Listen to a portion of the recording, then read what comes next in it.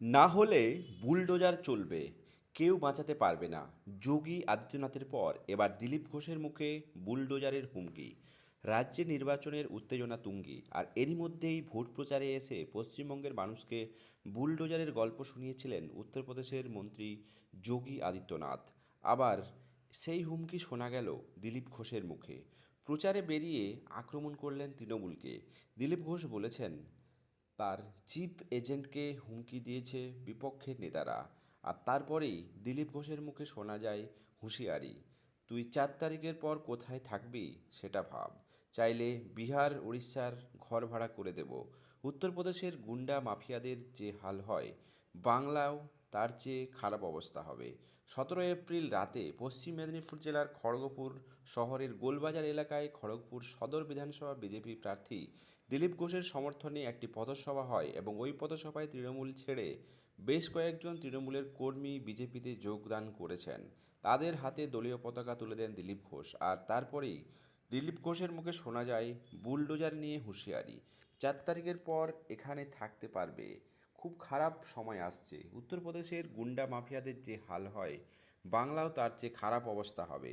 তাই বলছি, যা টাকা পয়সা কামিয়েছো, খাওয়া দাওয়া মস্তি করো, না হলে বুলডোজার চলবে, কেউ বাঁচাতে পারবে না। তৃণমূল নেতা ও কিছু পুলিশকে মঞ্চ থেকে হুঁশিয়ারি দিলেন দিলীপ ঘোষ।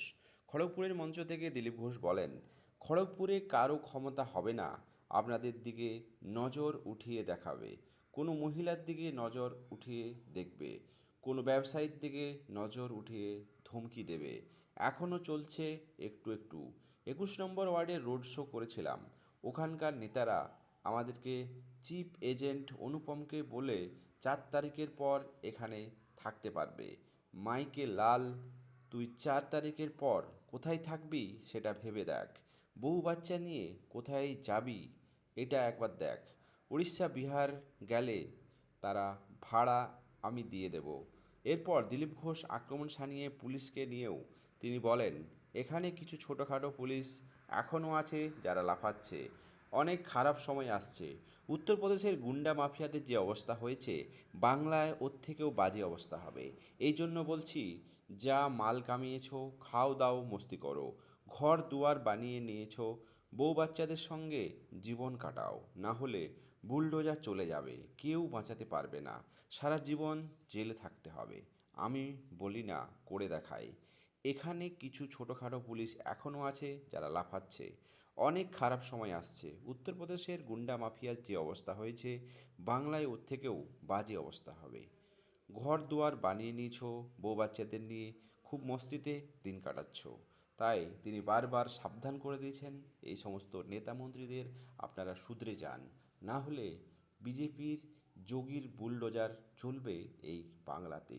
সত্যি কি তৃণমূল কংগ্রেসকে হারিয়ে বাংলার ক্ষমতায় আবার বিজেপি আসতে চলেছে নতুন করে?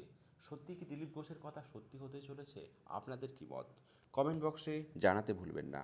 চ্যানেলে নতুন হলে সাবস্ক্রাইব করে পাশে থাকুন।